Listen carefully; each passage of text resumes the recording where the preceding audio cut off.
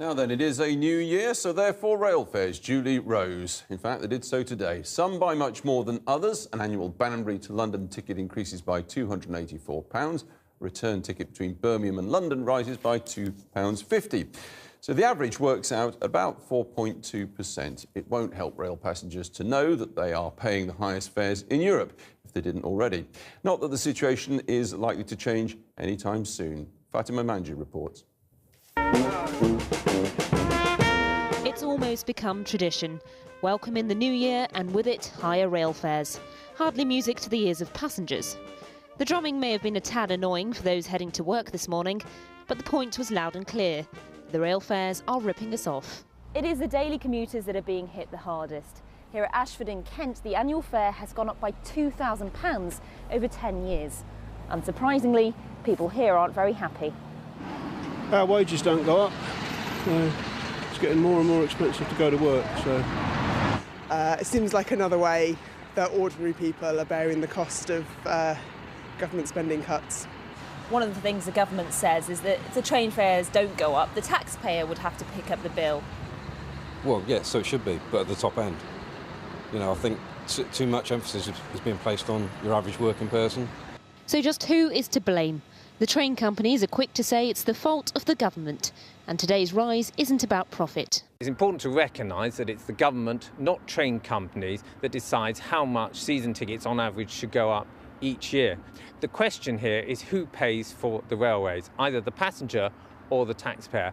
This government is trying to reduce the contribution from taxpayers, and that means passengers have to pay more. Many of those passengers feel they don't have a choice. They have to get to work, and usually at peak times. The government says it may seem unfair, but someone's got to pay. well, we're very sympathy. We know that budgets are tight at the moment, but we have to invest in the future. People also tell us, passengers, that they want to make sure trains have got enough seats. They want to make sure the modern rolling stock is used, not old clapped out stuff. They want to ensure that the trains run on time.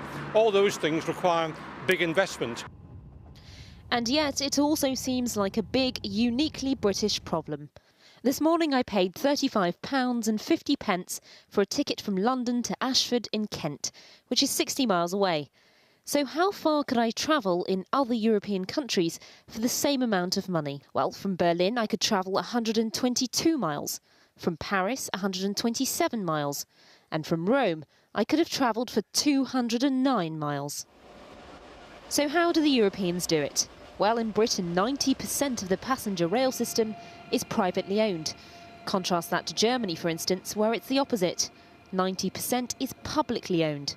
But passenger groups aren't demanding a return to nationalisation. We've never said as passengers the state should pay for it all. We just think it's getting the right balance. The trick is getting costs under control, becoming a more efficient railway so they can do what they're doing now for less, and we can take away the pressure on these ever-increasing fare rises. And yet we can almost certainly say come January 2014, it'll be Groundhog Day. Rising fares, people protesting. Looks like I'd better buy my rail ticket in advance. And I'm joined now in the studio by Tom Smith, who is chairman of the Association of Train Operating Companies. Well, Tom Smith, you would say, I assume, don't blame your train company tonight when you go home. It's nothing to do with them, it's just the government. Well, the policy of above inflation increases in regulated tickets, of which much the most significant component is annual season tickets, is government policy, and it was policy of the previous government and has been for 10 years.